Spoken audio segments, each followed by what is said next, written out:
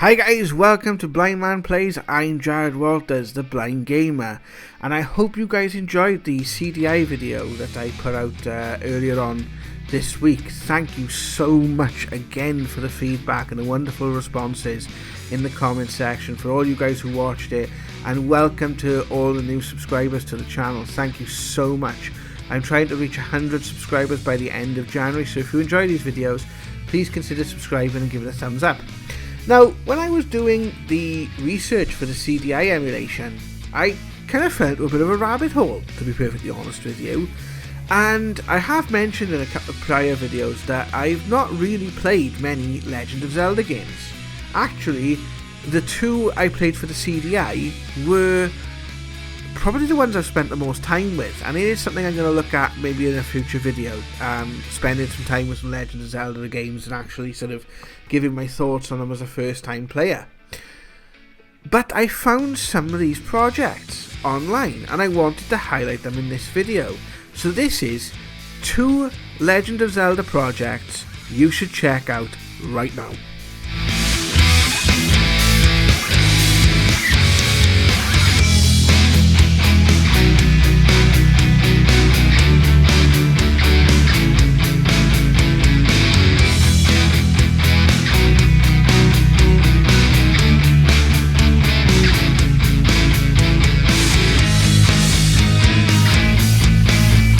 Wands of Gamelon and Link the Faces of Evil. This is what I said about them in the last video. This is Zelda, the Wand of Gamelon. As a game, it's god awful. I'm sorry, but it is. The hit detection is terrible. This is not a game I really want to be investing a lot of my time in. This is Link the Faces of Evil. You know, after I've played a couple of stages, I think I'd had my fill. I would say if you are a Zelda fan and you want to check out a Zelda game on this system, then this is probably the best out of the 3. If you wanted to play these games, you've got 2 options now. You've got the emulation. There's a lot of controversy around emulation and what people think of emulation. I personally think with systems like the CDI, the 3DO, the older systems, it's a great way of preserving games. My personal belief is it's the community that's going to preserve these games more than the actual developers and people themselves who produce them. Some of the more sort of popular games will survive the test of time, but a lot of these back catalogues are going to be condemned to the annals of history if it wasn't for the gaming community and if it wasn't for people who work on emulation programs, etc. So the ability to, as I said, to emulate the CDI has been getting better and better and better. If you want to experience the games on the original hardware now, well, it's going to involve a lot of money.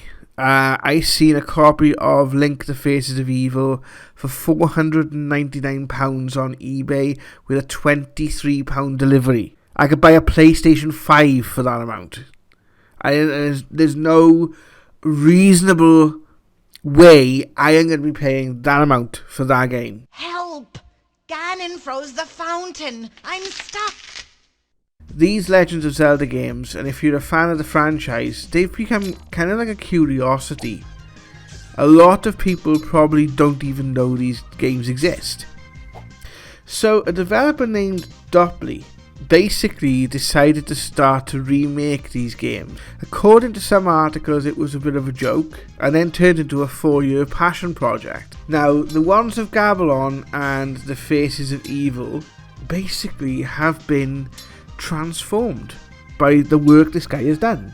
He only imported the graphical assets, the sounds and the cutscenes into the remake. I think he was using Game Maker as the engine to develop the games, and he built them from the ground up. He basically remade these games from the ground up with all the mechanics, etc. And my god, what a change. Both games now play sublimely. I have spent quite a few hours on both games, and I can tell you that I will be spending hours more because it has completely changed the interface, it's completely changed the experience. it's turned what was a very mediocre, very frustrating experience into something that I really, really, really want to play. He's updated the controls. He's added some quality of life features like infinite lives and continues. So you don't get like sent back to like certain screens after you've lost like 3 or 4 lives. But you can play it like that if you want to. There's 2 options. So there's the remake option where you basically have like infinite lives, and there's the original option where it'll behave very much like the original game. He's updated some of the controller issues, so you now have a button to jump. You no longer have to press up to jump. You have a button to enter doorways. You have a button for different attacks.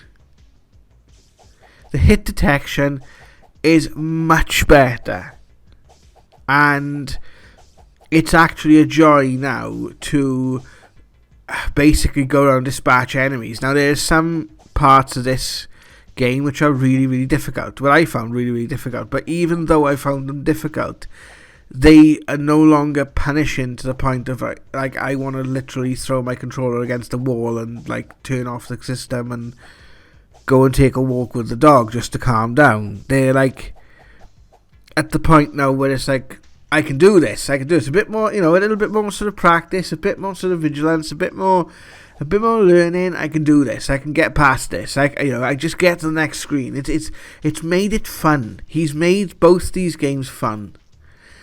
He's also added subtitles to the cutscenes, and I think he's updated some of the cutscenes in Link the Faces of Evil. I still prefer Link the Faces of Evil over Wands of Gamelon, but they both really play exactly the same. I like the fact that he actually kept the graphical assets, the cutscenes, and the sound, because you're still getting an authentic experience as it was intended to be in the original hardware. You're just getting much better quality of life improvements. Now, the original download links were taken down because Nintendo is notorious when it comes to certain IPs and legal rights, etc. But these can be found online. What I would suggest is head over to Doppler's Twitter page and pay him a visit. Some really, really good Zelda art there. Some fantastic Zelda themed stuff on there. I'm not a greatest fan of the Legend of Zelda, but I really thoroughly enjoyed these and couldn't recommend them enough. Nintendo should really honestly make these games official. I just wanted to say a thank you to everyone who has interacted with the channel so far. The views that I've gotten on some of these videos have been absolutely overwhelming. I am now uploading every Wednesday and Sunday. So I will have new videos around 8 PM every Wednesday or Sunday. I'm going to try and stick to 8 PM. It might be slightly before or slightly after. Every Wednesday and a Sunday at 8 PM I'm going to be putting new videos out for you guys to watch. Again, if you're new to this channel, please consider subscribing and dropping a like on this video. I'd like to reach 100 subscribers by the end of January. You guys can help me do that if you really enjoy this content. Thank you so much.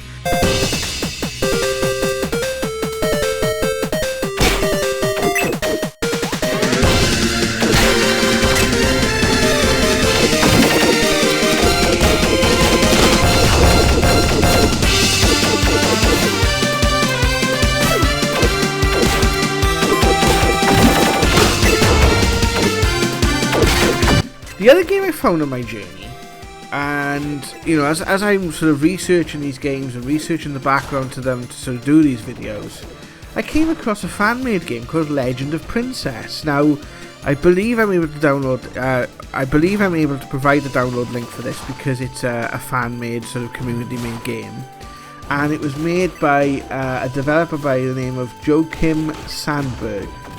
I'll leave some information about him in the description below as well. And this is a side-scrolling action platformer tribute to The Legend of Zelda. And when I turned this game on, I honestly felt like I was in an arcade and I was playing a good old-fashioned side-scrolling arcade action platformer, something like Strider. It was like the cross between like Strider and like Double Dragon and Legend of Zelda. I don't know whether Double Dragon is the best fit, but like, you know, when you got that sort of frantic action platformer that you used to find in the arcades back in the day, and I just really had that feel for it. It was so much fun. This game is absolutely amazing. It's got that sort of classic arcade vibe. It's got that classic arcade sound, and it's got that classic arcade sort of speed to it.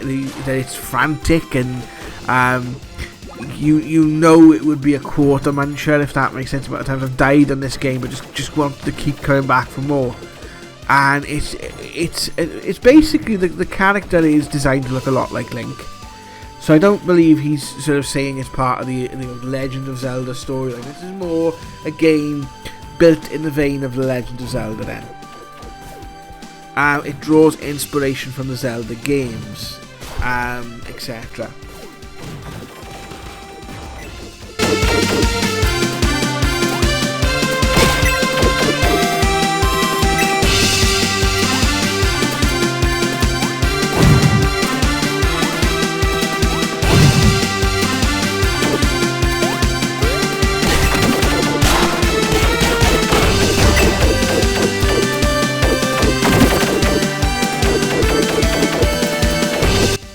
There's multiple levels and attacks, and the levels are quite sprawling, and the different sort of enemies and things that come at you.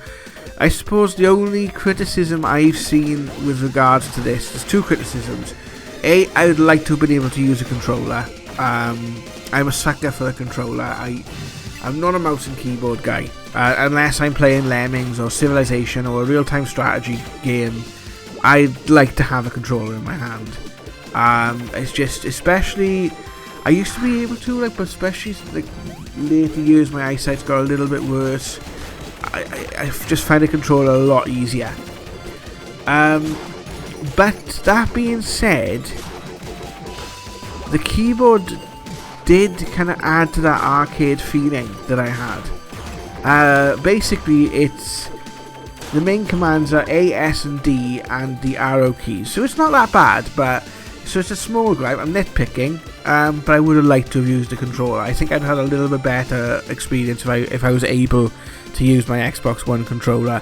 It does show the option there, but I couldn't find a way to actually change the input mapping.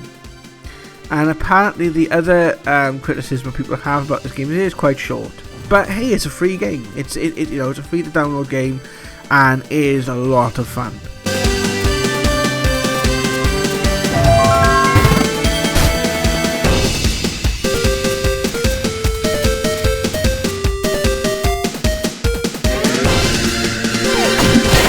And to be perfectly honest, you guys, I've found some really interesting fan games, community created games, and like games which are available for free or very minimal price. And I want to highlight some of these on the channel because I think there's like some really loving tributes to like 80s cartoons, and you guys know I like sort of doing content that's based on like things that give like nostalgia. I've covered the Teenage Mutant Ninja Turtles Rescue Palooza on the channel before, and I found some really interesting fan stuff which I'm going to cover in future videos. But let us know in the comment section below, have you played the remakes? Are you planning on downloading these games and giving them a try? Let us know what you think, and I'll see you on Wednesday for the next video. Take care, guys.